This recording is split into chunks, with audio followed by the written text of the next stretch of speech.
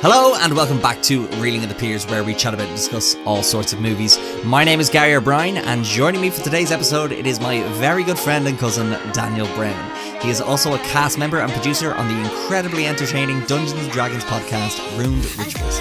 Available on Spotify and Amazon Music, you can also follow them on Instagram with the handle @RuinedRituals. Daniel is here today to talk about the 2018 supernatural psychological horror film, Hereditary. So stick around, we hope you enjoy. Hello, how are we? Are we well? Oh, is this live now? Yeah, I don't really know when to start these. Yeah. I'm good. Yeah, it's nice to be back on the podcast finally. Thank you for coming back. You've come back with another equally scary movie, but yeah, it's taken a year now. 2 years. 2 years? Oh my god, I'm the worst at this. I'm so sorry. Yeah. I think I might have the longest hiatus between. No, that's incorrect. There is definitely more people. Well, they've only been on one episode. I'm counting people who have actually come back, because there's probably loads of people who did it once and were like, I'm never fucking come back. Yeah. Or I decided to come back. After 70 episodes, I think it is. Because I think it was episode 20 for Raw. Yeah. And this will be episode 90, I think. This is episode 90. Yeah. Well, there you go. Look at me. I did my research. I didn't watch the movie, but I researched the podcast. But also I was going to say something else, which was you've been too busy with your own podcast, Daniel. That's why. I know. Yeah. We started our own podcast. And by we, I mean some friends from college. It's called We Hate Reeling in the Piers, and that's what's kept you so busy for 70 episodes of my podcast. Yeah, you have to keep up because you do an episode every week. So it was great when you stopped for a little while because we're like, oh, grand, we can take a break. Yeah. But then you've been kind of punching out episodes every week. So how many are you on now? We're only on episode 25, right. and it's 10 episodes into our second season. Okay. Yeah. And so this is a D&D podcast. D&D role-playing game. We don't really take the system quite seriously because Dungeons & Dragons is actually quite a bad RPG to play. Hot take. It's not a hot take. Okay. It's very popular, but it's not good. So we kind of take the piss out of it, and we mainly just kind of just goof around and act more so. I think most people play Dungeons & Dragons to like fight monsters and do that, but we kind of like the fact that our characters can talk in funny voices to one another. So yeah, it's good. We're based in Irish mythology, and it's all thanks to Suzanne Stapleton, who's our DM. So she does a lot of creative work on it. And yeah, we're aiming to probably have the full arc finished in 50 episodes. So we're probably halfway through. Yeah. So we're like halfway through Act 2, you could say. So we're coming up to Act 3 soon, but we will take a hiatus again because we took a nice long hiatus between season 1 and season 2. But yeah, it's going well. There's not really much more to say about that. There you go. Check it out at Ruined Rituals on Instagram and Twitter, and I think TikTok, but we don't use Twitter or TikTok, so Instagram. But make sure you follow them there. Sure. Just if you want those to. numbers. There's no content, but just pump those numbers down. Yeah. But Spotify as well. Spotify is normally where we put our heart and soul into. There you go. Follow on Spotify, give it 5 stars, but also do that for my podcast as well. If please can. And I do put stuff on the TikTok, so put it up. So follow me there as well. We don't even have to talk about movies, Daniel. We could just keep plugging our podcasts. It's great. Yeah, I have another podcast on the way too. It's about fridges. The first hour is like about the fridge, and then the second half is about the freezer. Now, does that represent how, like, you know, the way when you get a new fridge, you have to leave it stand for a bit and you can't use it? Yes, and we also test when you unplug a fridge, how like gross it gets. We do that. We have like 10 in a line, and then Daniel, I know you're joking, but I'm fascinated by that concept of an idea. Bad. I like it's not bad. Yeah, I'll save it for another day. There you go. I mean, yeah. But I suppose today we should probably talk about the chilling movie that is Hereditary, directed by Ari Aster. Yeah, arguably you could say the film starts off as an unplugged fridge, a freshly unplugged fridge. Okay, there you go. And as it goes on, it begins to deteriorate and grossen up before just devolving into absolute. You got to throw disgrace. That fridge out. Yeah. Can't keep that fridge anymore. No, it has to be thrown out. But Sleepless Nights. It's a spooky film. It's very spooky. No, I actually had. So Beau is Afraid is coming out this weekend. Yes. So I thought, what better way to tie it in? And we were talking about spooky, scary movies, and Raw is a very spooky, scary movie. So I hadn't seen Hereditary. It was on my watch list. We suggested. So yeah, we thought we'd talk about it today. And for anyone who may not... how we're going to do this, by the way, is also we're going to do a bit of a non-spoiler section at the beginning for anyone who hasn't seen it, just to give you a vague concept and idea about it, what's good, what's not good, I guess. And then we'll get into spoilers then, because it is a very spoiler-heavy movie. Yeah, surprisingly so. Yeah. You really can't really know anything going in. But I think a testament to the film as it stands, I feel like people who haven't seen the movie probably still don't know the spoilers. I feel like a lot of films that are spoiler necessary, like Usual Suspects and shit like Seven and shit like that, Knowing Kevin Spacey is the twist on both of those. But and you don't want to know what the third twist was. You'll let it guess. Yeah. Knowing those can like deteriorate the experience of watching those films. And same for Hereditary. Yeah. You know. But the fact is, I saw the film quite late after it came out, as did most people, because it wasn't that big in Ireland. But yeah, I still think the spoilers in the movie are still very like solid. And I did not know any of them. I couldn't believe that's crazy. There's a we'll moment. talk about that, There's a moment in this movie where I literally put my hands on my head, and I'm just like, "What the absolute fuck? Yeah, it's crazy. Who unplugged this fridge? What happened here?" Yeah, you know what I mean? It's starting to whiff. Exactly. Yeah. The when the movie started whiffing. I don't know. Smelling, you could say. I think we're doing a bit of a whiffing bit right now anyway, but we should move on. So yeah, for I guess what is this movie about in a non-spoilery way for anyone who may not be too aware of it? So Hereditary follows Annie Graham, or the Graham family, and Annie is a miniaturist artist who has just dealt with the death of her mother, who she was somewhat estranged to in her past and has a troubled time with. So she's just passed, and it kind of deals with how that family goes about their grief, and for the most part plays out as a standard dark family drama, and then will eventually evolve into something a bit more supernatural or a bit more horrific. Yeah, but it mainly deals with grief and how to deal with death and how grief can change people. And I think there's not that many films that I can actually compare it to. It's like it's very hard to say if you like this movie, you'll like this movie. As in, like, even Ari Aster's other films, like Midsommar. I feel like if you like Midsommar, you may not like Hereditary, and vice versa. If you like Hereditary, you may like Midsommar. And then Beau's Afraid. Well, we don't know what this is going to be like, but I feel like he's going to change his style a lot. But this probably is most people's favorites for him, because I think it's such a stylized film and such a well put together film, from script, acting, shooting, lighting, all that stuff, production design especially. It's so well put together that I think even if you aren't into horror films, you can definitely get on board with this, because honestly it just is a disturbing family drama, more than anything else. And originally the script was a family drama. It was not a horror movie. It was literally just about grief and dealing with the death of a loved one. And then Ari Aster was just like, you know what? Maybe if I put in all this creepy shit, it might be good. And it did. Obviously, it did. Probably made the movie a lot better. But yeah, it's hard to say really what the film is about without spoiling it, because I don't want to give away some of the clues and where the film goes. But I think all you're going to see is a disgustingly underrated performance by Toni Collette. Yes, who plays Annie, the mother. Oh, this is my favorite part of the podcast, where I forget to do a tiny bit of research and I Google it. I want to see who got nominated for Oscars that year for leading actress. Well, she got nominated for nothing. She got nominated nowhere. But I want to know who. Oh yeah. Well, 2018, I couldn't get that off the top of my head. But probably her best performance I've seen her do, and that's saying something, because Toni Collette always brings it, even though when she's in trash movies, she's like still Mafia Mama. Exactly like Mafia Mama. Have you seen it? No. I saw the trailer and I was like, no, that's no good. No, I was like, Toni Collette's picking up that paycheck. Get it. A great performance from her. Millie Shapiro plays Charlie, who's the girl, the daughter that we see on the posters. You see, she's quite physically distinct, which I'm glad the movie actually doesn't particularly want to pay any attention to. Yeah. It doesn't like make fun of it or anything like that. Alex Wolff, who everyone knows as the Naked Brothers Band guy. Oh, yeah. I just knew him as the kid from Old. Oh, yeah. Oh, I haven't seen Old, but yeah, he's quite good in that as well. Yeah. Oh, Alex Wolff is class. Yeah. He really goes hard in it. I didn't mean to say I was surprised that Alex Wolff giving a good performance. I just meant I'm surprised in that movie Alex Wolff could be good. Oh yeah. Well, I mean, with the dialogue that he was given. Exactly. Yeah. And the trailer gave enough away that movie was not really that great. And lastly, I think a very understated performance from Gabriel Byrne, who everyone loves because he's great. Is he? He's just Gabriel Byrne. Okay, fine. He's fucking great. You don't like Gabriel Byrne? I think no, but it was just more like I was just like in this. I was like, I thought he was super good. I feel like anyone could have played him in this. No, I thought he was really, really good. Mainly because he had to play it quite.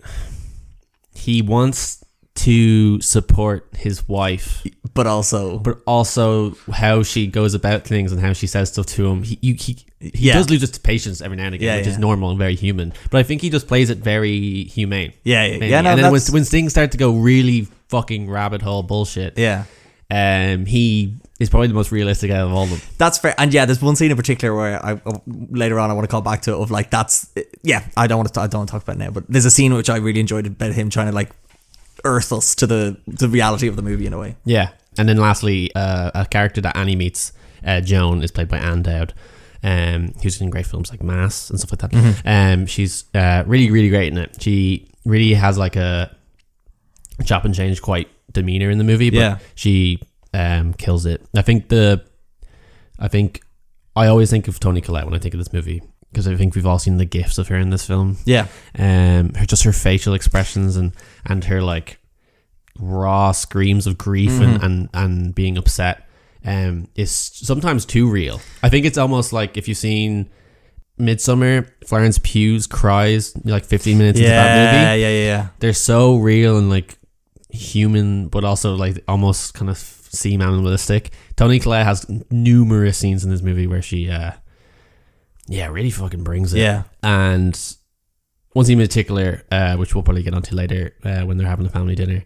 I think that's everyone's like favorite scene. I think so. Yeah. When they think of that film, because it's not even scary. It's not even a scary scene. It's nothing to do with horror. It's just too real. It's far too real. Yeah. Oh my God. Have you ever, and just speaking about that family dinner, and again, we'll talk spoilers in a sec, but there's one movie that I wasn't expecting to be able to compare this to, which was the 1980 winner for Best Picture, called Ordinary People. Have you ever seen that? No, I have not. No. It's a movie that was nowhere on my radar, but I have Paramount Plus. Of course you do. Exactly. And I'm trying to get you on it. Think of all the Scream movies you could be watching. I'm getting the 7-day trial. There you go. I've already gone through this. I'm going to get the 7-day trial. So when Yellow Jackets finish season 2, I can watch all of Yellow Jackets, which I'm actually worried about because the writer's strike may screw season 3. But I'm with you, WGA. Fucking do it. Get that fucking money. It's bullshit. I completely stand with all them fuckers. Goddamn. But anyway, so it's basically it's a movie that deals with family trauma and a death in the family and how everyone in that family tries to move on with it in different ways. And it was weird to see that sort of theme and that sort of structure in this movie, but like you say, with all the weird spooks and scares that go along with it. So for me, it was able to see an elevation of that sort of not simple premise, but that premise that was, I believe, so well done in 1980, but just wind forward 30 years and then add spooks and scares, and you kind of appreciate the horror of trauma and grieving is much more what's the word, kind of just brought to life. I'd say. Well, they go hand in hand because it is a horrible time in your life when you are going through grief, as is going through a horror film. So if you're doing both at the same time, they can kind of lead into one another. And like my probably main comparison in the sense of grief and loss is Haunting of Hill House on Netflix. That show by the guy who did the things. Yeah, he did so many things. I always know his name. He does Midnight Mass as well, does he? Yeah, he does. Damn it. I'm actually so annoyed at myself. Ooh. You're going to hate yourself because he has an annoyingly plain name. It's like Robert? No. Mike Flanagan. Fuck, yeah, I did know that. Yeah, Mike Flanagan. He's fucking great. Yeah. But yeah, Haunting of Hill House deals with grief and horror at the same time, and kind of blends them into another. And like, I don't know if you've seen it. No. It's very popular on Netflix. Obviously, he went on to do Bly Manor and Midnight Mass and all this stuff. But Haunting of Hill House was really his first one. But that kind of has a similar vibe, but it's all siblings rather than a family. Right. And it kind of cuts back and forth between future and past. Where this is mainly more focused. This is definitely like Hereditary. I think it feels like it's only set over like a couple weeks. Yeah, I don't know how they don't really go into time frames at all. Especially when you consider the events of the movie, you're like, that all just happened. Yeah, that amount of time. Yeah. Haunting of Hill House deals with is a much, obviously has 10 hours where Hereditary is only 2. But yeah, I think maybe if you like Haunting of Hill House and how that dealt with kind of grief, I think Hereditary definitely would be a few. And another thing, actually, we just said it was like 2 hours long. I personally don't feel like it feels 2 hours. I think it is very well paced. Definitely still like utilizes a 3-act structure, but I think it definitely flows really, really, really strongly. And I think that's down to how it's shot and how it's kind of presented as a play most of the time. Yeah. Which is to do with which brilliantly kind of uses Annie's job as a miniaturist, which is so fresh. I don't think I've rarely seen a miniature artist in a movie. Yeah. I think obviously Welcome to Marwen with that terrible Zemeckis movie. Yeah. Have you seen it? Yeah. Oh, wow. Awful. I've seen the trailer. Oh, it's awful. And I was like, I bet you that's no good, much like Mafia Mama. It's surprising though, with Steve Carell's the lead and Bob Zemeckis behind the camera. And he hasn't done a good film. Is Kristen Wiig in that? Yeah. Yeah. And someone else. I think Janelle Monáe is in it. Oh. If I'm not mistaken. I could be mistaken. So if it is, bleep it and make it sound like I said something offensive. Okay, I will. Oh, what are you talking about? Robert Zemeckis not doing a good movie. He did that haunting Pinocchio movie last year. Oh, was that him? Yeah. I'm pretty sure it was. Okay, well, he hasn't made a good. He hasn't made. He hasn't made a good film since Flight, and even then, Flight was an Oscar bait movie. Yeah, actually, the film he did with Joseph Gordon-Levitt, with the tightrope film, The Walk. Yeah, that was good. I mean, passable. He did The Witches. Oh God, he's had a terrible 10 years. He's the Rob Reiner of our. Oh yeah, he's the new Rob Reiner. Way off topic. Sorry, yeah, I'll bleep all that out. Make it sound like we were just saying swear words the whole time. I think because the way it kind of blends her miniatures and how the sets are shot, which obviously like they shot on a soundstage, so they were able to take out walls and certain things. So shots that are in rooms that wouldn't be possible unless it was on a soundstage. So it makes it look like they're actually kind of on a set. But because she also, Annie herself, remakes scenes and remakes miniatures to do with her life, so she makes their own house and their own rooms, like her bedroom is made multiple times in the set, in her workshop, and like we see it multiple times as well. The way those are presented in such massive wides makes it seem like they're actually just puppets on like a fucking miniature house, which I think is great. I think it was really, really fresh, and like some of the shots that combine the miniature with the life size stuff. Yeah, it's one the opening shot as well. Oh yeah, the opening shot's class. Yeah, immediately almost kind of sets up the entire film. Yeah. But the shot when we see she's remaking, because we learn later on, this is not spoiler. This is still spoiler free zone. Yeah, we learned that Annie's mother was like not all there mentally, and so she was developing dementia and had DID and stuff like that. And so like they live with her for her last few years, and so like she remakes this like play set of her room and like her mother like waking up and coming into her during the nighttime, and it's such a creepy scene. It's such a creepy set anyway. Where if that was a shot in the movie, you'd be scared if it was real life. But the fact that it's miniature is like, ugh. And then the fact that they then cut to the behind from the mother's perspective, looking in at them sleeping, but then life size Toni Collette is looking in it, fucked. Totally fucked. I don't know. It's obviously something she does to be like cathartic, and they actually don't really explain why she's doing it. Yeah. Which maybe we get into later. But I just found it fascinating to have a miniature artist in the movie, and how they used that to kind of reflect how they shot the scenes as well. I agree with most of that. I do have some contradictory things to say. Probably we'll save it for the spoiler section. But yeah, I think my biggest takeaway from this, it was like like very stylistic movie.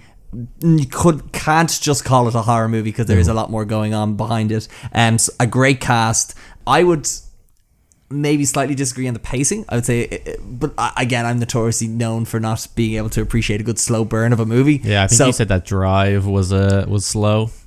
And that's only an hour and 40. I feel it. I feel it sometimes. However, and the one other thing I want to talk about big time is the score by Colin Stetson. And I think a lot of the pacing in this is helped by his score, because it kind of creates a sort of sense of movement and a sense of pace that's just like keeps all the scenes connected somehow. Whereas if it was a bit of a hard cut like that, like I think nearly the first like 10-15 minutes maybe, it's just like there's the same kind of score going throughout that just makes it feel all connected, and you're not sort of jarringly cutting from different sort of locations. It's definitely implemented super well, and they do cut to the pace of the tracks as well really well. And I know that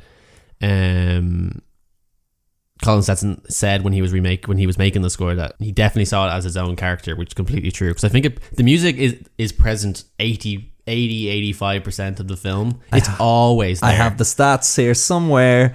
It says, when you say, it's funny you say 85% because it's 85 minutes of music, and apparently Colin Stetson worked 16-hour days at times in order to complete it. You see, Writers Guild of America, pay your staff. Have you seen Phantom Thread?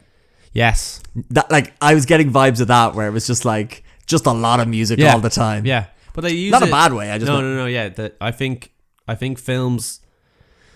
I either go one or two ways. They have 2 songs and a little bit of score, or they put the score over the entire movie. And it can kind of be a detriment, or it can kind of be great. And I think it is just dependent on how the director and editor works together. You seen Babylon? Yes. I feel like that was one where it was slightly its detriment because it was this. Oh, you're not going to get into Babylon. We can do that later. Yeah, have you done Babylon already? No. Oh, I'll do Babylon. I fucking love Babylon. I love parts of Babylon. I love Babylon. Okay. Anyway, I agree with you that Damien Chazelle has a fetish for putting way too much music into his movies.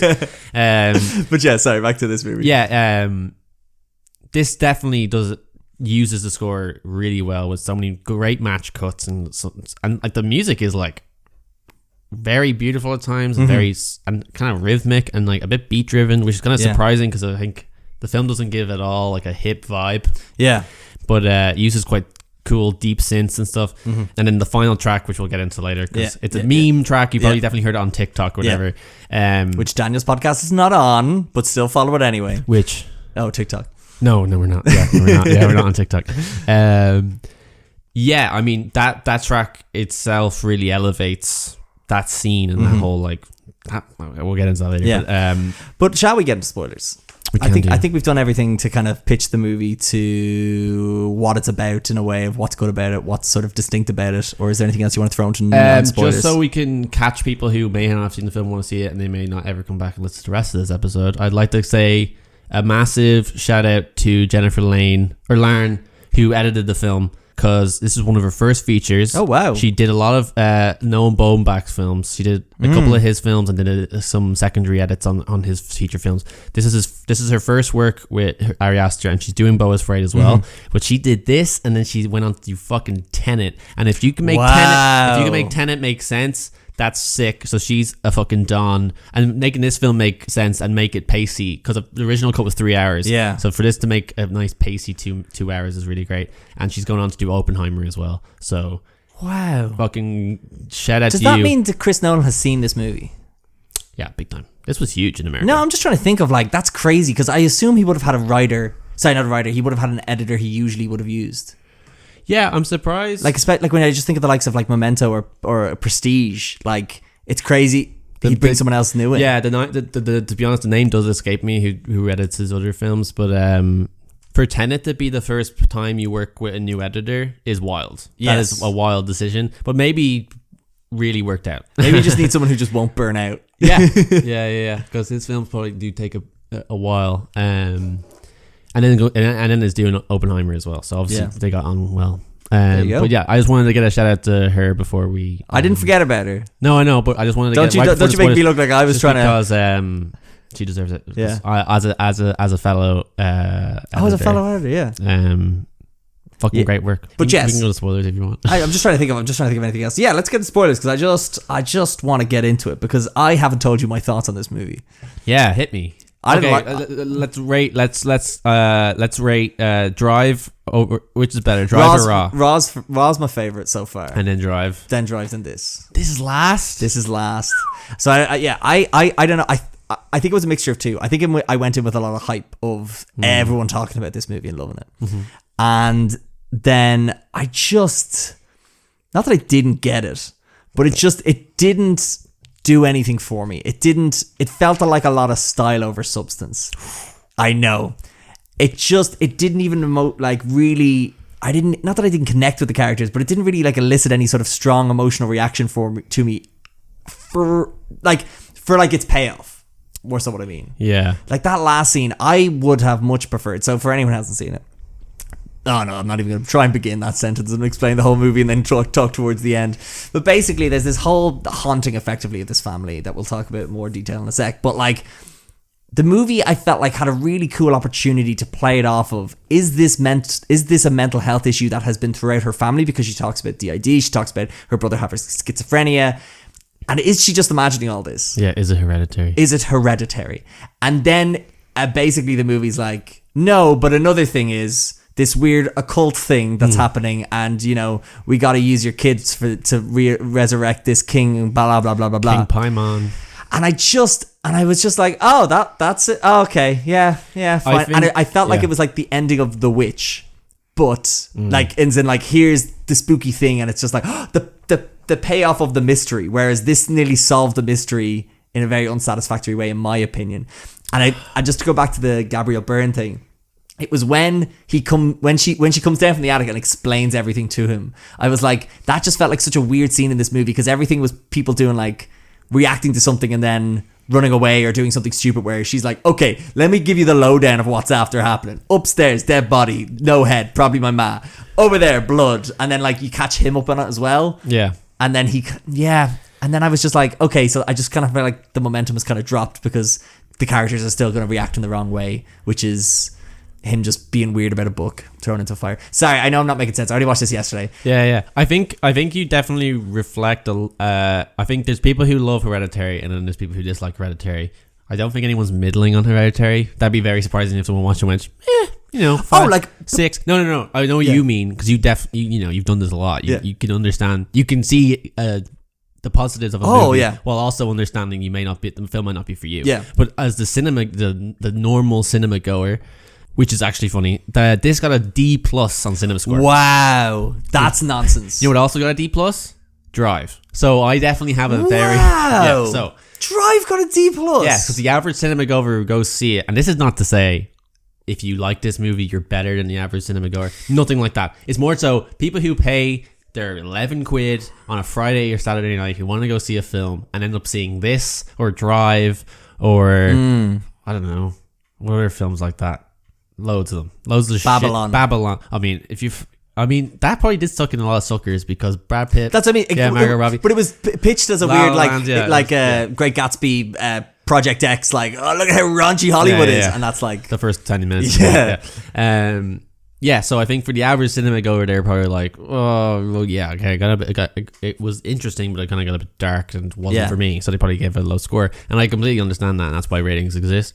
I think you're definitely leaning on the side of like, it wasn't for me, because I think some people are a bit, should this movie have just stayed a family drama that is in the scope of a horror film? As in, kind of like, it's a bad example, but like kind of like Blair Witch, where imagine you cut the last 5 minutes of Blair Witch off. Like Blair Witch could just be literally like, there's nothing fucking going on. And Hereditary could literally just be, as you said, it could just be like mental illness, grief, like people changing throughout grief and stuff like that. And there actually isn't any evil force at all. It's just people are actually just highly strung and losing their minds because they're not dealing with their grief properly, and family dynamics are changing and all this stuff.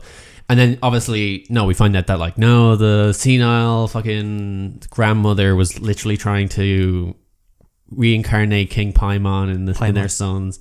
And I just think it's a I understand that people are probably disappointed in the fact that it was just like, oh yeah, and then in the last 30 minutes people start fucking cutting their heads off and catching on fire, and naked people start showing up, and like weird creepy cultist stuff starts happening.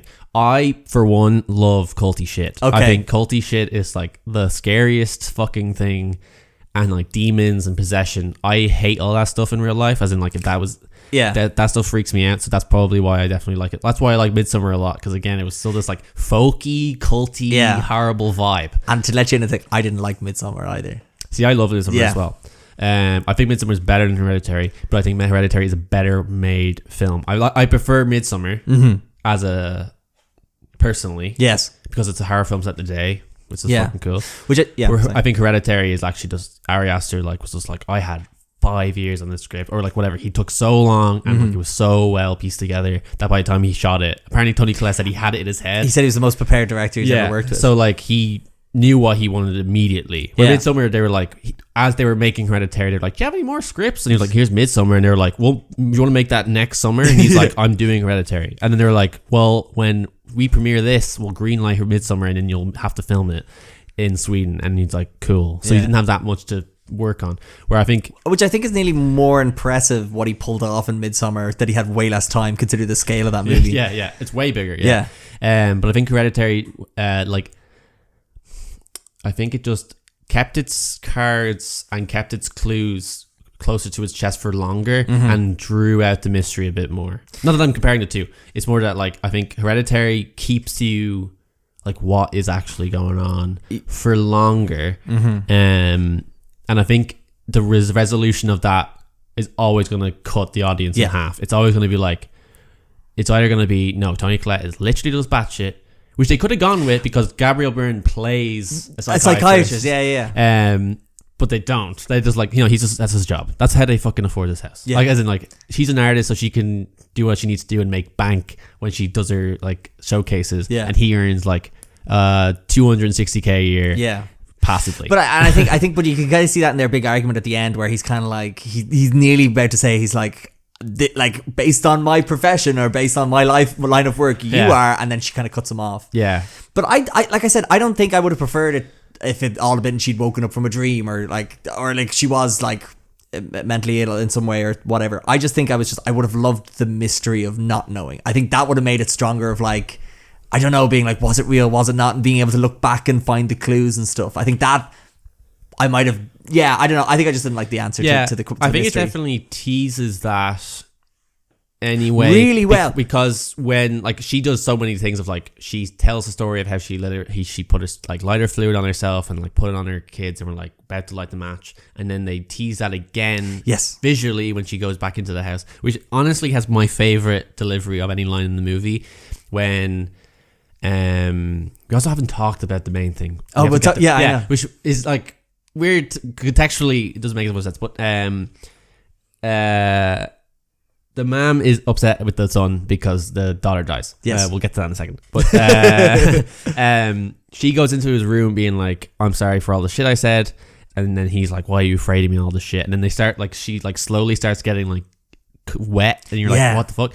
But then she just like uncontrollably spurts out, I wish I wasn't your mother. Or, like, I wish I would never had you, and like all this stuff. And it's like the way she like, it's catches almost herself. Like trying to get the words literally back in her mouth. Yeah. And it's so real. It's so like, she knows she shouldn't have said that. Yeah. Obviously she shouldn't say that. Yeah. But it's the fact that she's going through so much trauma and so much grief that like she can't withhold all of it, because she'll just explode, which eventually is what happens. Well, she doesn't explode, but like she becomes someone else. She transforms into something else. But but just going back to, I guess, the main plot twist, I guess, of the movie is that a lot of the marketing of this movie was focused on Millie Shapiro,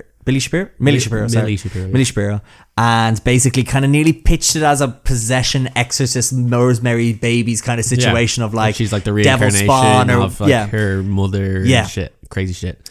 She fucking dies in the first 30 minutes, and I literally checked. I checked the time, the run time, and this is when I was most excited about this movie. And I was just like, 20 left. No. I checked the half, and I was like, what the? Oh, sorry, I'm screaming at these out my mind. I was like, what the fuck is this movie? I was like, I am so excited now, because I was just like, how are they going? Does the kid come back? It was like, that was when the highest peak of the movie was for me, because I was like, anything could happen, because it was like, will she come back? Is that what the plot is? Or it's like, you know, how does the family deal with this? I only remember seeing posters of her, and I loved it so much. And how she dies is so unexpected. And it's funny to wind it back, I guess, just slightly. She gets brought to a party that she doesn't want to go to, that her brother's going to, and all of a sudden she's left unattended, and she has a peanut allergy, and she goes into anaphylactic shock. They don't have an EpiPen. He's driving back to try and get an EpiPen, and he's swerving on the road. She has her head sticking out the window to get some more air into her lungs, and there's a fox or a dog or something in the middle of the road. He swerves,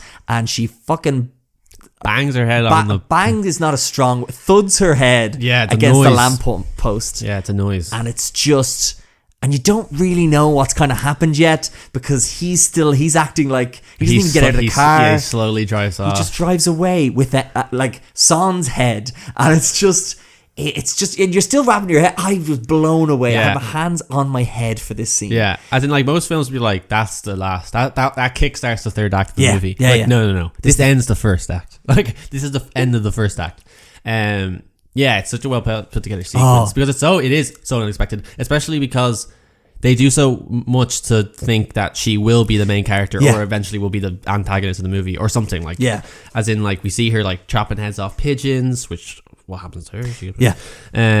They bring up her peanut allergy. They like show that they have this like argument between herself and her mom, saying that her grandmother wanted her to be a boy. And you're like, what the fuck does that mean? Like all this like weird dynamics. The weird stuff about the grandmother breastfeeding her as well. The little miniature. Yeah, that's fucked. That's so fucked. A lot of fucked stuff. Because she says that beforehand, being like, "Hey, my mother always tried to feed you instead of me. Drive you crazy." You're like, "Oh, she tried to like bottle feed take the baby and bottle feed." No. She's like at the side of the bed with her breast out. I literally have the second note of this movie is like, what's the granny doing breastfeeding? Because I when it said feeding, I assumed breastfeeding. I don't know what that says about me, but like that's I bottle fed, and then they showed a miniature being like, what the fuck? But that's way darker. So that to have Charlie be very much the focus of the first 40 minutes, and we're like, what the fuck? And she has this weird like thing that she does. Oh yeah, I have a couple of questions for you. What the fuck's with the clucking as well? I think she just has a thing. But the thing is, what she is the incarnation of Paimon. Yes. She has Paimon inside her. So Charlie is the one with Paimon inside her. Hence she makes that sound. Okay. So Paimon is there. Well, I didn't think Paimon could go into a girl. No, so she has the genes to be Paimon. Okay. However, she was a girl. Okay. And basically the grandmother like manifested Paimon in her. That's what, you know how like the mother Annie says, I kept my firstborn away from my grandmother, and then Charlie, as soon as she got her, hooks into her. So basically, the entirety of Charlie's life, the grandmother is like trying to get Paimon manifested into Charlie.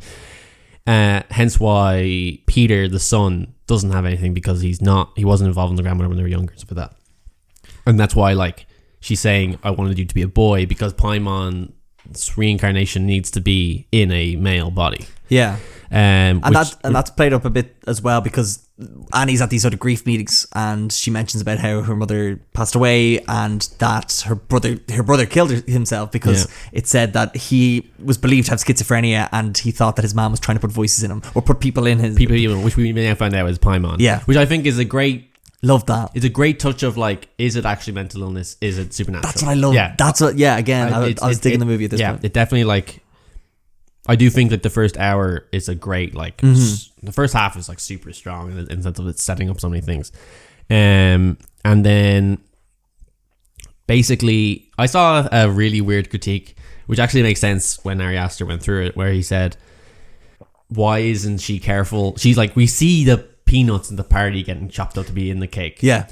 So we're like, oh fuck, I hope Charlie doesn't eat that. And then she's just munching on it immediately. Obviously Peter says to do it, but then Ari Aster was like, yeah, because Paimon wants her to fucking die. He wants to be able to move on from that vessel and get to somewhere else. Okay. So that's why he's like, I'm going to eat this cake because it will put me into anaphylactic shock and I might die. And people think, I agree with this theory, is that the telephone pole, like they very vividly show the symbols carved into it, and I think the cultists definitely put the body on the road so that would make Peter swerve. How do they know that the head would be outside the thing? I think they meant for Peter just to literally hit the pole and die, or Charlie to die in the car crash. I don't think they meant for the head to come clean off. Yeah, but it works in the end. But that also goes back to a point where the dad. What's the dad's name again? It's Steve. Steve also talks about how Charlie's always going out in her bare feet, and she's always like, she has pneumonia, and don't be getting pneumonia again. Why are you sleeping up there? It's so cold. Yeah. Is that Paimon just trying to? I think he's always trying to get her sick. Yeah, and trying to like kill her practically. Yeah. But just to go back to that scene just very quickly, which I just was again one of my favorite things with the movie, was that like how it created such tension and delivered a payoff that I was in no way expecting. And I think that happens a lot throughout this movie, where it's just like, I'm so worried about her not, like, her choking up and dying from from asphyxiation, but then to die via thudding off a pole. And I think that happens in some of the seance scenes. I think it happens a lot towards the end of the movie, specifically within Gabrielle Byrne's character, and then also Toni Collette's character. So that's where I give the movie like huge props, in that you cannot predict some of the shit that happens in this. No, yeah. And I think that's probably like, I know I keep chiming on about Midsommar, but I think that's where Midsommar sort of falls down. I think Hereditary like really was just like, you think one thing's gonna happen, here's what actually happens, and it's always more batshit than you could imagine. Where Midsommar, I felt like we expected that at that stage, so it was really you're never gonna outdo us. But I think also as well with Midsommar, you were kind of seeing the spoiler for Midsommar. They were fucked anyway. As in, like, you knew they were fucked. Yeah, exactly. Where this was to keep holding the fact that like, are they actually a cult, or are they exactly? Yeah. But yeah, her head comes off. And I think it's actually like, obviously I think we've researched that like it's based on like a actual story where an actual drunk driver, like a guy. Oh yes. So his, it was like college he like frat driving kids his or something. friend home, and like his friend was like, I want to be sick, out of the car, and like went and just hit a pole and his head came off, and his friend literally just drove home and like left the car, and the parents found the car and all that stuff. It's like how it happens in the movie, but the movie does it really so well in the sense of like staying with the son and then having the man find her later on, like it's and then fucked. cutting to the head covered in ants and shit. It doesn't shy away from showing a fucking 13-year-old girl's head on a road, which we find out later is used for something else. Fuck yeah. Like again, I think I was so desensitized when that kind of scene came around. It was like the least of my worries. I was like, oh yeah, okay, cool. There's the head again, they have the head of the 13-year-old on a statue of the king with a crown, and there's all these naked cult members bowing to Peter, who's possessed by Paimon, i.e. his sister. Okay, cool. Yeah, that makes sense. That fits to the vibe I'm getting here. But there was something else I was going to talk about. Yeah, I guess the sustained terror throughout, just kind of building upon this. So obviously, then when that seance thing of Joni shows her how to bring your one back, fucking tricks her. But there's actually a great Easter egg in that. I didn't notice it when I was watching it, but it was like you can see when she's in the car park of the art store, she has the chalkboard. She has the chalkboard in the back, and she tells Tony Collette's character that's like, oh, this was the chalkboard that my little grandson loved to paint, like do on. So like, look at this, I can bring my grandson book. You can probably do the same with your granddaughter. No, sorry, your daughter. You just go home, read these magic words. Don't worry what they say. Yeah, completely gets her tricked. Yeah, love that as well. Big they are great. Like I think it has a lot to say of like, and I don't know how intentional it is, but I think it kind of has a little bit of resonance with how the Catholic Church deals with grief and can pillage people for their money and grief and try and transform it into like praise and worship. That's a good point, actually. And I think that's kind of what they're doing, because Toni Collette's character at that stage has lost her mom, has lost her 13-year-old's girl, like daughter, lost her brother a couple of years before that. Yeah, to suicide, and like. Her dad was psychotic as well. He starved himself to death. Like crazy dark shit. So like she's so grief ridden and so traumatized at that stage that like of course she's going to believe this very nice, warm American woman to be like, I can show you to talk to them, and that's why she buys it. And that's why she tries to get Peter and Steve to do it. But together. And the acting was so great, because she had, I know obviously it's her fucking job, but she fooled me in the sense that she was like, oh my god, and you're gonna think I'm crazy. Like, it was I did not see it coming. It was so great. She really kills it in her scenes. And I think where I was going with that after then is to kind of see how that mystery unfolds. And again, but like, I don't know, I was getting like serious, like a Beautiful Mind. Yeah. Where he kind of has that realization. A spoiler for A Beautiful Mind. Yeah. This podcast is just me and Daniel talking about one movie and then referencing 50 others. But there's that scene, I won't spoil it too much, with the post box. Yeah. Where it's kind of like, oh shit. Yeah. And I kind of didn't know if the scene where she goes back to Joni's apartment, because again, we don't really, we kind of see inside, but is that what she thinks she sees inside? And then she has this discovery with a doormat. And I was kind of like, is this all just playing into like, is it real? Is it not? Yeah, she could like vilify this. Is she joining the dots herself? Yeah. Or are dots even there? I know. So I was kind of like digging that as well. But yeah, I think another character that I kind of want to talk about was just that when Peter has the seance with the family and then the shit that kind of happens to him after. Oh man, that was great. Just the sheer, like the sweat, the shakes. He's really good. Oh my god, he really sells this state of like something fucked is happening. I don't know what it is. And also that classic teenager being like, I'm not going to talk about it to anybody. Seeing like how we barely see how like the dad deals with the grief or whatever, but we mainly see how Annie and Peter deal with the loss, and like Peter's obviously feels at fault for Charlie's death and like wants Annie to forgive him for like what happened, because it was an accident and like it really wasn't his fault, but he was neglectful. And so when after the seance, because that's what he's on board for the seance, because he wants to like at least probably get some closure, at least still get some attachment to Charlie, because I think he's in his right, because Charlie's weird as a sister. From what we see, he's actually quite nice and like caring for what he can be. I mean, like, he's an angsty teenager. He isn't completely dismissive of Charlie. Like, he still brings her to the party. I think most people in life would be like, no, I don't think no, absolutely not. Especially where it's a party where he's like, I'm going to go smoke weed. You better not tell mom, kind of thing. It's surprising that how like actually nice he is to her. So do you think it would have been better or worse if he was played more unlikable? I don't think he's like... I don't think he's particularly likable in the movie. Yeah. But I just think you feel sympathetic towards him. He never does anything outwardly awful. He never does anything that you're like... Besides like killing his sister. He didn't kill his sister. It was an accident. Wasn't it great when she said, my daughter was killed? There's a great line Toni Collette says like, my daughter was killed. And then she realizes, it's a bit like when you were saying earlier about her catching her words, where she's like, oh shit, I just admitted my daughter was killed and the person was my son. Yeah. I mean... It may make more sense if he was a piece of shit, but then I think then the third act wouldn't make that much sense because we kind of follow him towards the end and how when he's freaked out, we're meant to be at least along for the ride of that. Because if we think, if we were like on the side of like Toni Collette should fucking kill her son, that'd be great. But like the fact that we're still like he really didn't do that much bad, and like he obviously is dealing, and like it is just a mirror of like her mom, Annie's mom was not nice to her. Yes. Annie is not particularly nice to Peter either. Yeah. They don't get on either. So it is just Hereditary. In of like they are just like... That's the name of the movie. They are just bad to their children and shouldn't have children in the first place. But I think if they went that route, if they went that route of how Peter was like a piece of shit and like was not apologetic what happened or anything like that, we would be like, yeah, well, I mean, when he gets fucking murked at the end of the movie, we wouldn't give a fuck.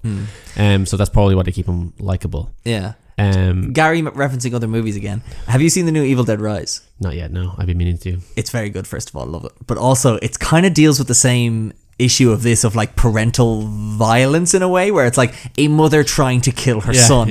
And when the son has done something, so in Evil Dead Rise, not too much of a spoiler, he's the one who gets the book. Oh, yeah. So, and you're like, you're a fucking moron. You've kind of caused this in a way. You read from a book of skin. Yeah, exactly, yeah. With weird you're a moron. Yeah. And then it's kind of, less of a moron, you decapitated your sister. But it's kind of like somewhat the same. But it's like, the movie has to toe that gentle balance of like, this, like, how do you deal with your mother who's coming to kill you? Yeah. Do you know what I mean? And and like to not just like completely warp your mind on that. So I thought that was great. But just going back to Toni Collette, I know I jump around a lot. Just when she got possessed, I feel like that's when we kind of lost her in a way in the movie. I would have nearly, like, the other way, obviously there's the scene where she thinks that the book is much like the chalkboard, the connection that keeps the ghost here, or the spirit of Charlie around. So if she burns the book, she burns shield, she get rid of the ghost, and she tries to get Gabriel Byrne to throw it in the fire. Yeah. How funny is it when you think about it at the end? Not funny, it's he's hilarious, but he's on fire. But no, the sense is like, put the book in, go up, put the book in, knowing that, like, as in she'll think she'll go on fire, but it turns out it's Gabriel Byrne. Yeah, I think there's somewhat of a, I think she is the best part of the film. 100%. And it's so when scene, when we lose her, we don't see like her reaction to anything, and it is upsetting. But I think this is my third time watching it, I think, and I was only this time where I was like, oh, is Toni Collette possessed earlier on than we actually think? As in, like, is she, like, I wouldn't be able to pinpoint it, but is it actually like post-seance? Well, she gets possessed during it. The way she gets the voice in her kind of thing. Yeah, but I mean, is that it then? Like, do we actually get Toni Collette back then? Because I think she knows the book will kill the dad. Because, and I think it's Paimon being like, throw the book in, fucking die. And then, but also it could be Paimon being like, oh, if you throw the book in, I'll burn alive. And I can get out and get into fucking Peter.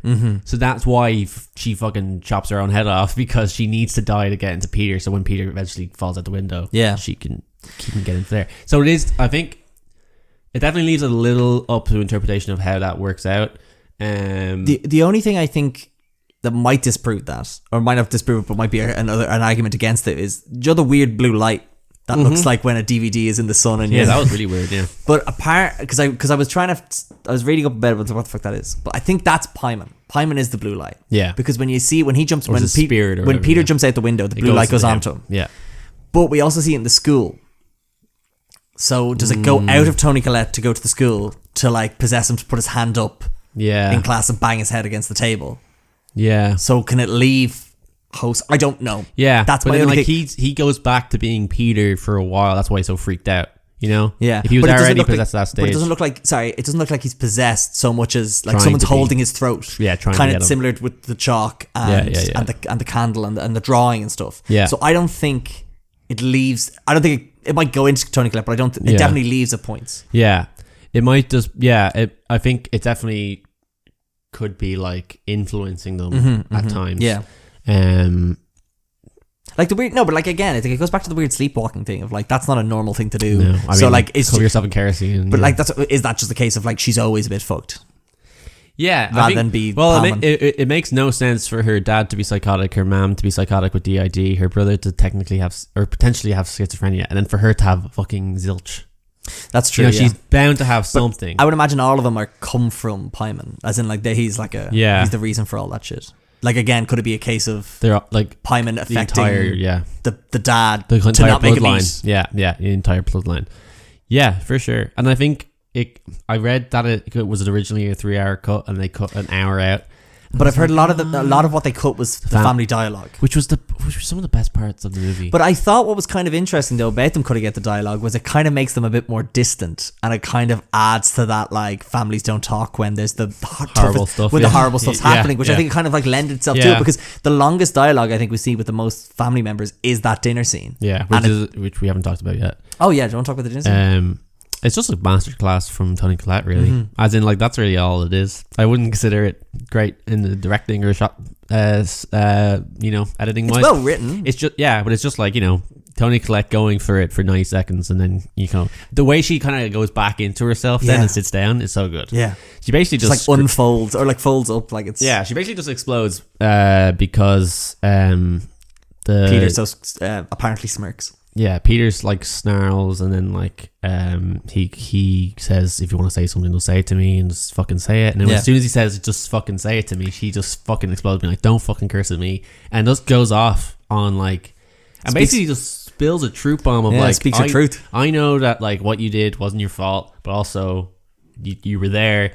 And like, I want to forgive you, but at the same time, my fucking daughter's dead, and I know you are missing her too, and like, I want to forgive you, and it's all this like real like tough shit that like just comes out in anger, and then Dad's just kind of sitting there going, that's what I mean. Doesn't interrupt at all. I know, but I think it's so like, he would do that. I know, and then it doesn't even get resolved there. As in, like, she just sits down and goes, oh, I don't even want to fucking eat dinner and fucking off. And but, like, I don't know, like, not reflecting too much on my own family, but, like, not to this extent. I think there's definitely been scenarios of, like, okay, we're just not going to talk about that now kind of thing, Yeah.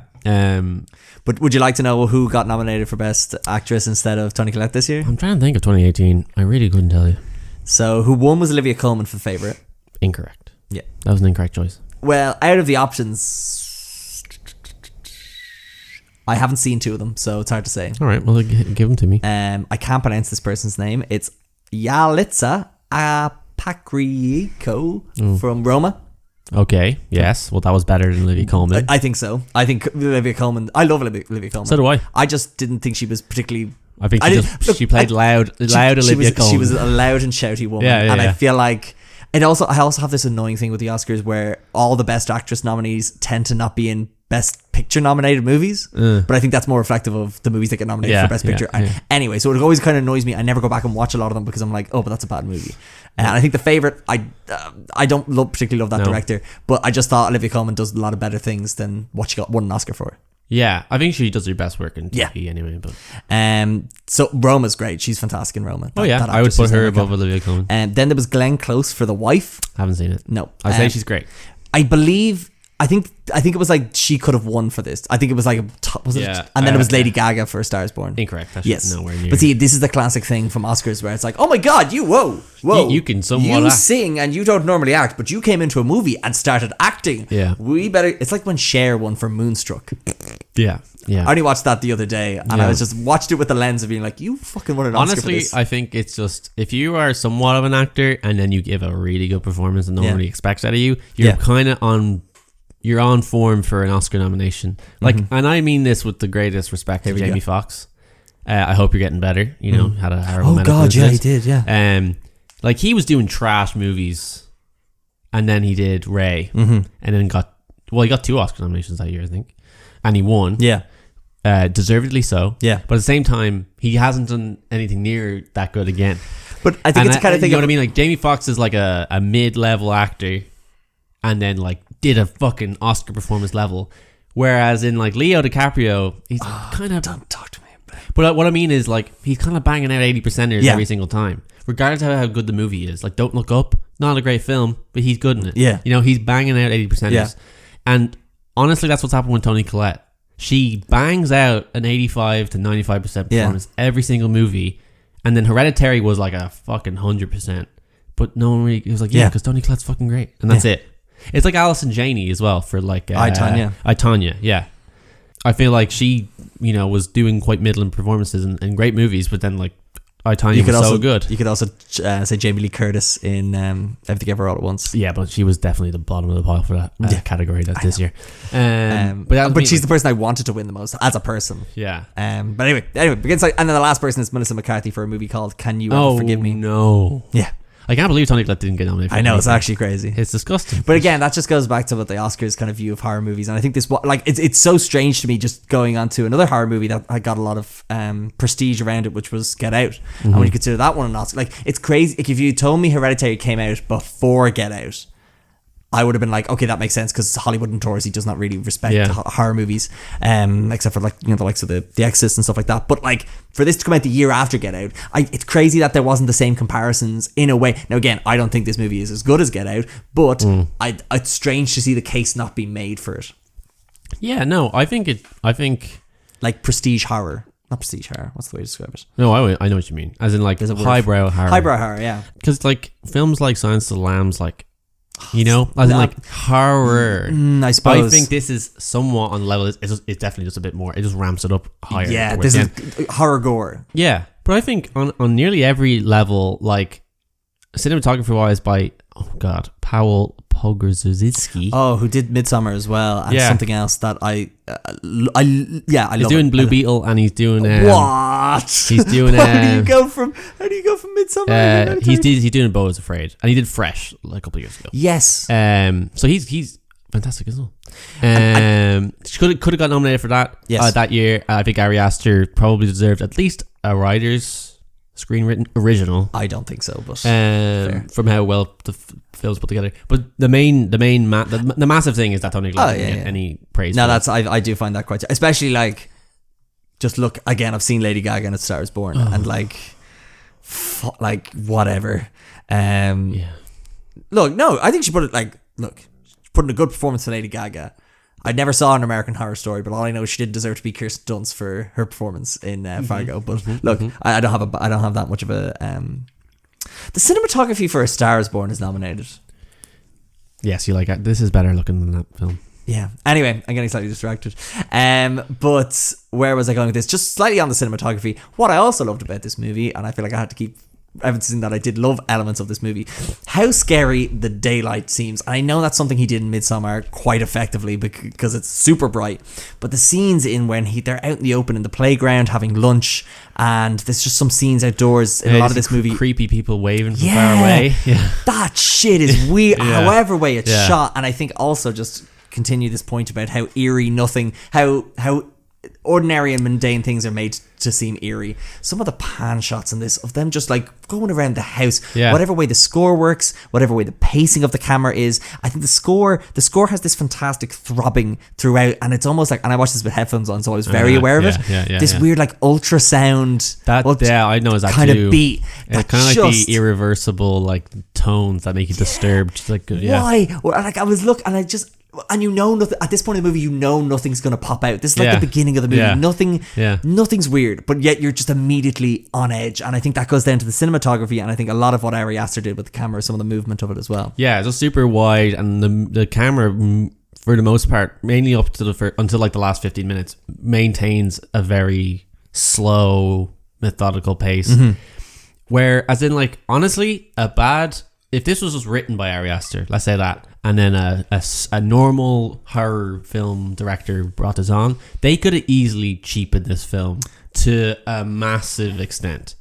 Like, the amount of opportunity and like the amount of opportunities there were for jump scares or cheap scares or cheap stuff, as in like there's probably like 2 or 3 shots in the first 90% of the movie where I was like, yeah, that's kind of horror 101. Like the shot when Toni Collette looks in the room and like her mother's just standing there. I was just about to say, that's so early on, but it's also so out of character for the rest of the film that it immediately just puts it in your brain going, anyone could happen. Yeah, but it doesn't, and it's great for not doing that. And it only really happens again like that somewhat with the naked people at the end. Yeah, very hard to see. You're like, they're hard to see, but they're like not out of focus, but they're just like, because they're like shrouded in a bit of shadows, and again you're still not really too sure what you're looking at. And you have a horrible smile. You see their fucking smile. You're just like, you're just like, whoa, naked people now? Like that wasn't on the agenda of Spooks and Scares.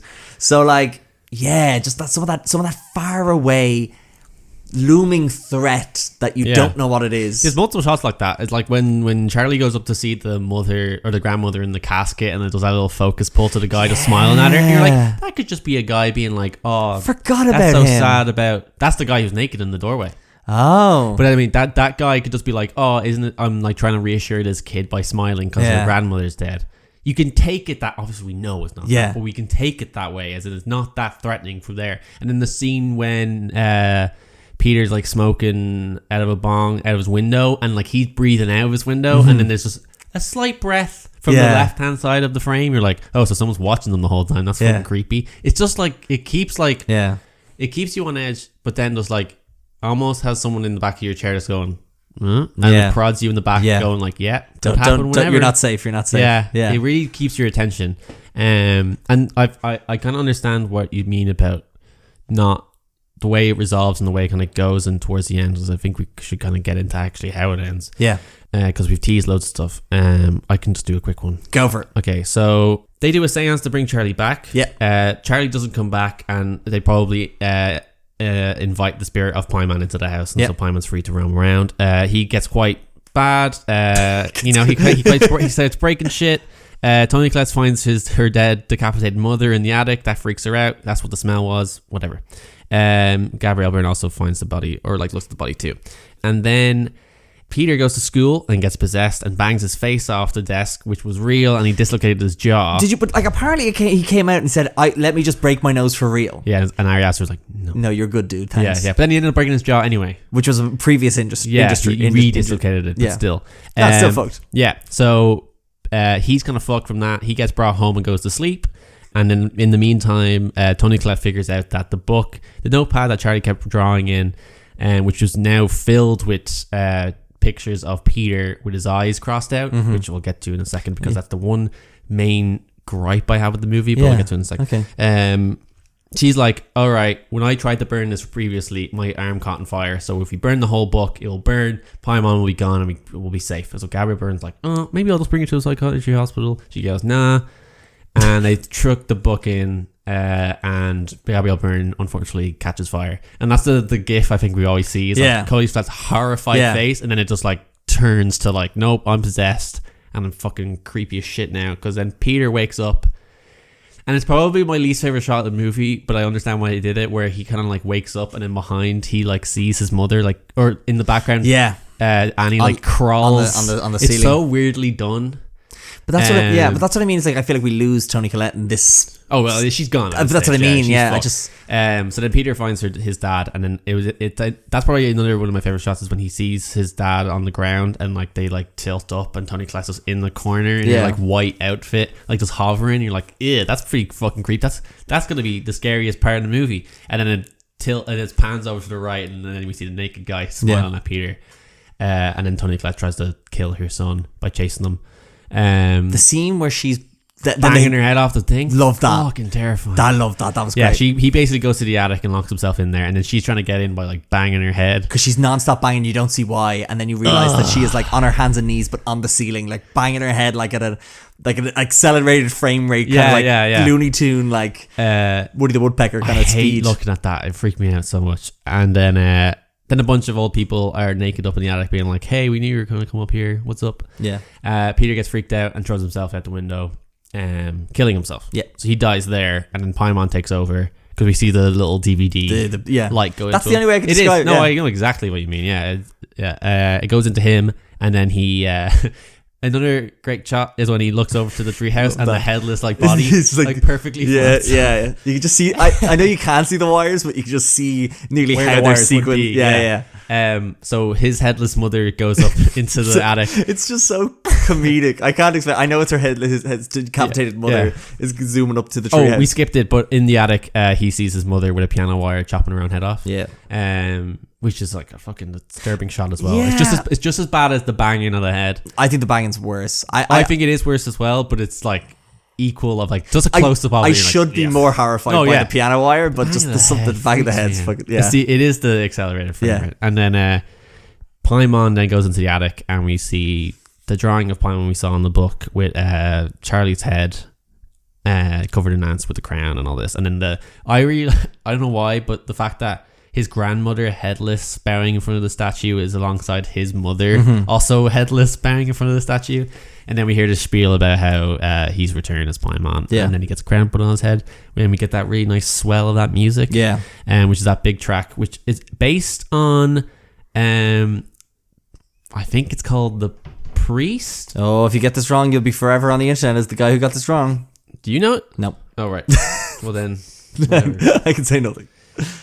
It's a redoing of Zadok the Priest, which is a famous track that everyone actually knows, because it's used during the coronation, which is very odd that we picked to watch this movie the weekend after the fucking coronation. I didn't watch the coronation, so I didn't watch it either. But what I mean is, it's funny that he reused that track, for like the swell of like basically coronating this king. Yes, that's why he used it. I like how I had to talk myself into that point.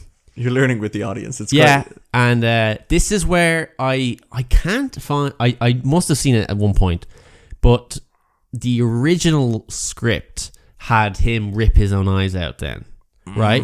Because all the drawings of Peter have his eyes crossed out. Yeah. And it's there's also another thing which I can't remember why, but there's another clue for him to lose his eyes as well. And Ari Aster came out and said, "Yeah, I did that. I was going to do that, but then it got pushed back and we didn't do it in the end because it just couldn't have it as the last." Yeah. But I think because the last scenes are so intense that they just were like, "Don't do that.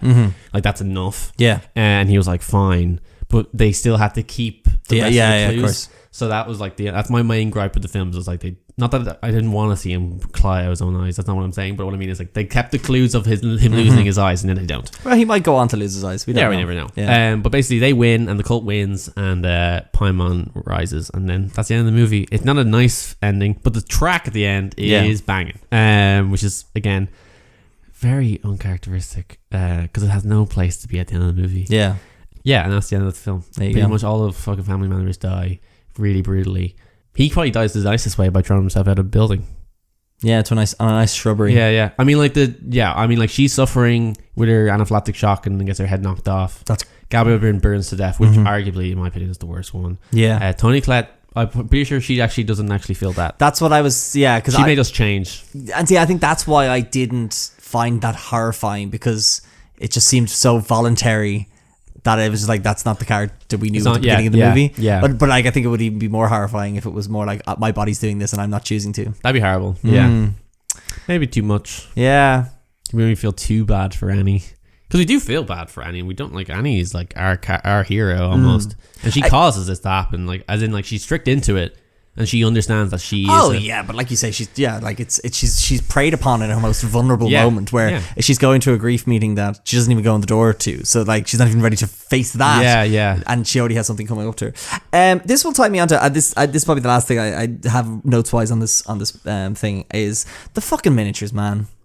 What the fuck is the point of that? What's the point of the miniatures? What's the point of the miniatures?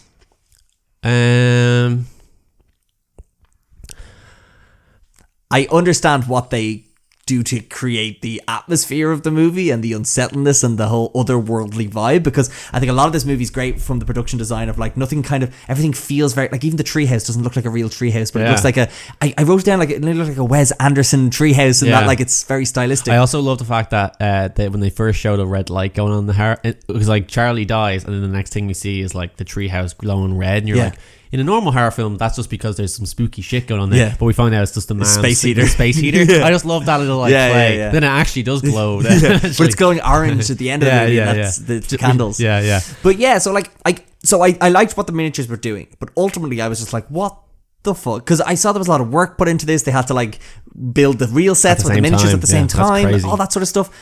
But why are they? I think because Annie is a self-reflective artist, and so most of the scenes that she creates are the scenes that nearly everything we see her build we've already seen or are going on to see. So, and also because she's had such a traumatic life, she is trying to vocalize that and like create that to help with her grief and her trauma. And I think we kind of get a little bit of a clue of when she's been to grief counseling before, because she says, I've been to, my mother brought me to one of these beforehand and apparently it worked. So we know that she's willing to go to those meetings, but I think her art is how she kind of deals with her trauma, which most artists do. As in, I think like most artists and writers and all this stuff, like they do write and create from an internalistic mindset, and so I think that's what she's doing, and that's why she's creating these sculptures. And I think we in her house we see other houses and other statues that aren't stuff we see. Like there's a big house that's like 10 stories high, and then also in a mountain and stuff like that. And I think that's like what she became known for. That's how I'm reading it. I feel like she's a well-known miniaturist who became known for this type of stuff, and then she was like asked by this gallery to be like, hey, we want your own story, or we want your own exhibition. What do you want to do? And then she was like, I'll do my own life and my own stuff, because we see so much of the history. And like she isn't afraid to do, and like I think she's very unflinching in what she makes. She's afraid to talk about stuff. So she's afraid to talk about Charlie's death with Peter and with Stephen after it happened, yet no hesitation in remaking the diorama of her child being killed and painting the blood of her head. And he's like, why the fuck are you making that? But no, she doesn't ask that. And that's what I was just about to say. He doesn't say why you make that. He goes, what the shit? What was if he sees that? That's the point I was going to get at, where it's like, clearly he knows she does this. Yeah. And like, he doesn't think of like, this is such a disturbed thing you're after producing in our household. You're like, you've done this, but what if Peter sees it? Yeah. And I thought I only just thought of that thought there. It's like, maybe she's done the same with her brother's thing, and he's seen it, so he's a bit desensitized, like, this is the weird thing she does. But it's just knowing that it could impact another family member. That's where. Yeah, I think it's. And again, I do think it solely just comes from. That's where most artists come from, anyway. That's just an example of where I think I'm like style over substance. I'm like, I think he just added something because it was cool rather than making sense. That's just. I do think it has a place in it. I don't. What would you like? What if she was an accountant? Do you think the film would change? I think it just added to more spooks. I don't know. She could have been. Yeah, but then it worked. That's integral. If it gives you more scares, as in like I don't want the movie without that shot of the fucking creepy lady in the doorway. Because like most horror films will just have that shot be a creepy woman, but the fact that it's a miniature makes it a little bit creepier anyway. I just think, I don't know, maybe because there's this shot of the. There's a shot of the one of the miniatures on the bed without a head, and then later on we see Peter's head trying to be taken off by the man. But see, that's what I mean. Of like, I wish it nearly. I liked that when it was like is she creating the things she is going to go on and do? But that doesn't happen because we find out it's the cult anyway. Yeah. So like, I don't know. I think that's where I was like, I could have bought into it if I knew it was like a. When I look back at it again, I'm like, oh my god, the signs were there the whole time. Yeah. Whereas it was just like, nah, she just liked to make weird fucking shit. Yeah. That's maybe just how she deals with it. Yeah, no, that's fair. I do think it has a place in the film. Honestly. Yeah, no, that's fair. I also read that the symbol that they use for Paimon, the like 3 people in the circle, the necklace that they all have, that is the symbol of for Paimon, the actual evil symbol. Okay. However, in real life, it's 4 people, not 3. And the reason they changed it is because films that have dealt with actual spirits and demons use the actual thing, and it fucks the production, like The Exorcist and all that stuff. So then Ari Aster was like, let's not do that because I do not want an issue on it. And also, a really strange credit to them is that the film only cost 10 million. Wow. And it made 82. Very good. 10 million for that movie? That's crazy. And like Midsommar, especially with the miniatures. Yeah, I feel like, and I wouldn't say it's a star-studded cast. No. But they're decent actors. They're like decently big. Toni Collette wasn't really in like a big movie like starring where she could have probably demanded a big filthy paycheck. And Ari Aster's first movie, he probably got paid nothing. Not nothing, but do you know what I mean? Being like, we're taking the risk here by making this for you. And then Gabriel Byrne, he's not really like big Hollywood actor. Alex Wolff, that's probably what they picked.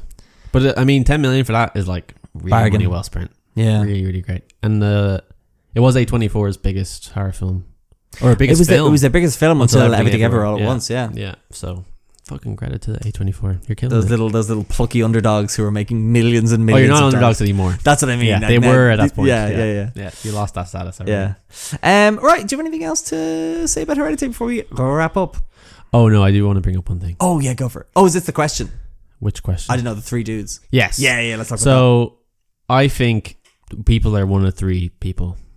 They are Jordan Peele, Robert Eggers, and then Ari Aster. Yeah. So what one are you? And we're considering their first two features. So good, because I did not like The Northman. No. They all. I think they're all at one miss on their first three. And I think Beau is Afraid is most likely going to be Ari Aster's miss, but we'll know. I hope not, because my lovely friends at Sony have asked me to go see it tomorrow, and it's 3 hours long, and I'm seeing it early in the day, and I'm like, I haven't liked this last two, and if this is the worst one, I'm not having a good time. But yeah, Ari Aster has Hereditary and Midsommar. Robert Eggers has The Witch and The Lighthouse, and then Jordan Peele has Get Out and Us. How would you rank those three? Directors? They're films and directors. Oh, okay. So my favorite of all those is Get Out, probably. Okay. It's wrong, but okay. I know that. Yeah. But I know I can. But see, I also understand if someone had told me, it's like, I'd probably have the same reaction. Like, oh, of course you would say that. It's not first. Yeah. I'm trying to think. You put me on the spot now. I know. Your own show. I like Do I like The Witch or The Lighthouse more? I like The Lighthouse more. Yes, that's correct. I like. See, I'm gonna have to put the two Ari Aster ones at the bottom because I dislike those the most. That's wild. I know. Well, I mean, no, even Us. I take it. Yeah, no, actually, never mind. Do I prefer Put Hereditary above Us? I think I will. I'll do Midsommar at the bottom, then Us, then Hereditary, then The Witch, then The Lighthouse, then Get Out. Ooh. I think.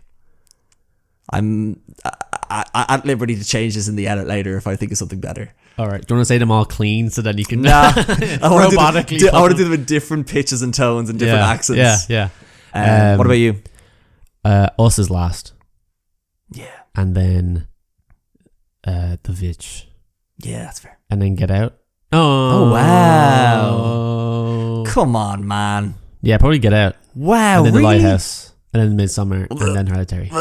Yeah, no, I'm an Ari Aster fan. That's fair. That's fair. I love his shit. I think he is bossing the studio shit. Well, you love all of his short movies as well, so you kind of have that appreciation of his early stuff. Yeah, his shorts are kind of what got him on the map with A24. Yeah. So like, the strange things about the Joneses is like that one is fucking crazy for how long it is. I think it's only like 21 minutes.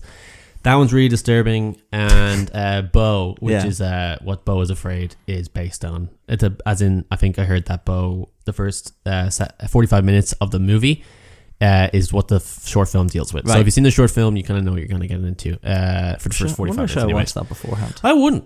Yeah, I wouldn't. Just because if you like the short film, you might go, "Why was this 45? Why is this? Why is this 38 minutes longer?" And I might prefer the short film because I'll watch 3 hours of Beau is Afraid and I'll be like, "I didn't like that." Then again, review still pending. I still could love it. And then I'll be like, "Oh my god, here's a shorter version of it with like a third of it." And if you like that, you should go see the feature. Yeah. I might watch both. I might watch both them tomorrow. Actually, there you go. Yeah. But like it's not a case of like I don't. And don't worry, I'd love telling people when they're wrong. I don't think you're wrong. I just think it's a different opinion of those types of movies. And that's why I think people are different people because I know that some people are Eggers, ride or die. All Eggers. The Witch and Lighthouse. And I think those films are middling to me. Oh, I love them so I think Jordan Peele killed it with Get Out. I do prefer Ari Aster's two films above it.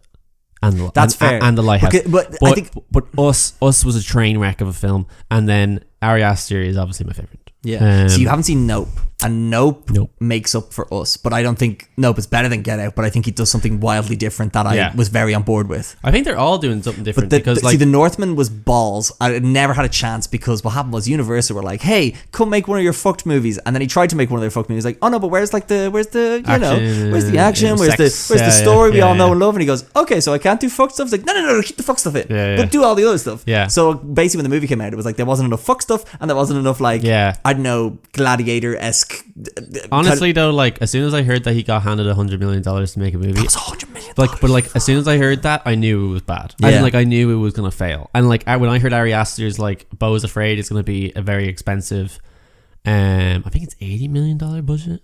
And I believe 30 of that's going to Joaquin Phoenix. Really? No, it's just I could see him. I mean, he might be expensive. I could see. But him being also, I expensive. wouldn't even be surprised if he was like 200 grand's fine. You know, as in like he's just like, the, yeah, he could just be like, just give me a sandwich every day. Yeah. So like when I heard Ari Aster was also getting that big of a paycheck, I was like, you know what? I feel like if their third films are both quite ass, that's fine. They can go back to their A24 low budget movies. Where Jordan Peele, I feel like you can kind of give him whatever you want and he'll make whatever he wants. As in like Jordan Peele is not constrained by budget. I think Jordan Peele has been in the game long enough that he knows what he wants to pivot to. As in like he's been a producer on different things. He was starring in Key and Peele for ages as well. Like he knows how to play the game, I think, a bit more. Yes, he's definitely like he's showrun and he's produced. But honestly, I think nearly everything that he has touched since Get Out has kind of been not as good as Get Out. As in like I don't think he has had a hit since then. No. Financially, yes. Us and Nope were big hits, and they deservedly so. Yeah. But his other like shows and I don't Twilight Zone, do you watch that now? Shit, and like he was involved in Harrow County and like Do you watch Wendell and Wild? No. Do you know what it is? No. It's a stop motion animation movie on Netflix that is written and directed by the guy who did Nightmare Before Christmas and James and the Giant Peach. And I didn't love it. Yeah. Didn't love the story of it. Didn't love the characters. The music was very jarring, but the actual again, what I'm saying is the actual puppets. the actual puppets, and like there's a scene, and I've talked about it in the podcast before, and it's already too long, but I don't care because I need people to watch this one scene, this one like 5-second clip of this movie of like a truck driving over an ice puddle and the ice puddle cracking and the water popping up, and you're just like, that is so unnecessary, but it's just a fantastic level of detail. That was someone's 7 months of their life. But that's what I mean. But also the other point being, Jordan Peele had nothing to do with that element of the movie other than like the design, maybe, or the concept design of some of this, but I don't think from or he got shown a very early screen. He went, yeah, that's all right. Yeah, and then that was it. Oh no, apparently the two of them. No, I'm only messing. No, but like what I do know is the two of them got talking about it, and he was like, "Oh, you should just like let me just be a producer on this with you, and I'll make this like I'll get this. I'll get it happen. Yeah. Exactly. Yeah. I think Jordan Peele is in the game, and then Robert Eggers and Ari Aster are some of the best horror directors who are playing the game very well. Yeah. Like I wouldn't be surprised if Ari Aster and Robert Eggers are like top 10 Hollywood directors in 10 or 15 years time. Wow, really? Yeah, I think so. They play the studio game super well. See, I think because Hereditary was such a big financial hit that Midsommar could fail as much as it needed to. Yeah. And he'd still get it on. That was like such a like 40s, 50s, 60s director mindset, as in like you made one smash, you could make 2 duds and still come back. Yeah. And I think Ari Aster and Robert Eggers are doing that. And I think to a lesser extent, Taika Waititi was doing that until he got into Marvel. Once you get into Marvel, it doesn't count. Once you're in Marvel, it does not count because they can throw money at you, and technically, it's not even your decision. Yeah. Whereas in like these are all originals. Who directed Captain Marvel? Who directed Thor 2? The point being is that like nobody really remembers the directors tied to these movies so much as like they just know it's a Marvel movie. Yeah. But I think what's kind of interesting is I was just thinking in my head there, I was counting was like all these directors, like when you think of directors, they always have one, not dud, but they always have one kind of bomb that like makes them kind of go into hiding for a bit and then come back out of it again. The First Man for Damien Chazelle. I was counting in my head. I was doing Damien Chazelle. I was thinking like Quentin Tarantino, where it kind of goes Reservoir Dogs, Pulp Fiction, Jackie Brown. I love Jackie Brown, but like it didn't do well commercially. Comes back for Kill Bill. Exactly. Yeah. So I could see the likes of Ari Aster and Robert Eggers kind of doing the same. Yeah. Maybe Damien Chazelle, but in a different way. Yeah, no, he's don't make a 3-hour movie. He's like a classical like Hollywood director. But I think Ari Aster and Robert Eggers are great in tense horror thriller type stuff. They are the best at that. They have a great brand that they are like they do not shy behind. Yeah. And when they kind of steer off it may not go well, which you'll know in Beau is Afraid Tomorrow, where I will know. Well, no, I would have seen it last Thursday. Yes, I will see it after this episode comes out because I'll see it when it comes out in cinemas. Yeah. And like Robert Eggers' Northman obviously was just a massive failure on nearly every front. Bar visually, but like whatever. Every film nowadays, every film and TV show looks good. I feel like saying something looks good isn't that much of a like. Nearly every film is remarkably passable looking. Yeah. I never see a film go, that was poorly shot. It's rare.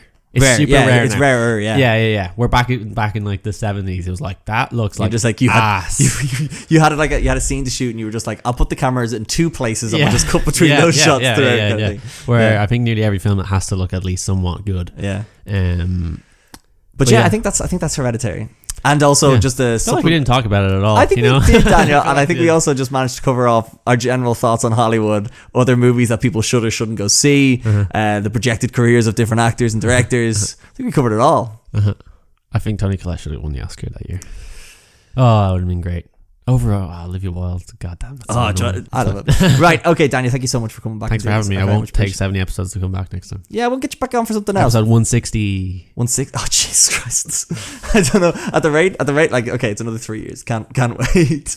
But no, thank you so much. I really, really appreciate it. And I really appreciate anyone who's listened to this or any of the other episodes. If you would like to keep up to date with the podcast, you can follow @Reeling in the Piers on Instagram. We also have the clips on TikTok. You can subscribe on YouTube for the full length video audio form. Be sure to follow me on Letterboxd. That's in the description. Daniel has it, but he doesn't use it. Do you want to plug it? I can't remember my username. Never mind. It's @Rune Rituals on Instagram. I was about to get. I was going to do all my stuff first. Yeah, you got to plug yourself. And then I was going to leave your stuff to the end when people are less likely to have dropped off.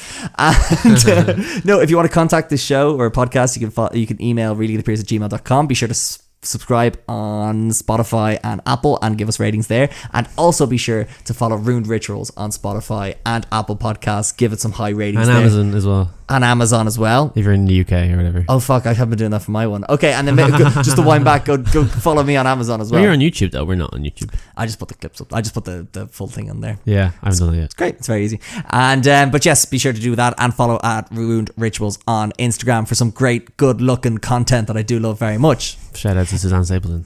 Yep.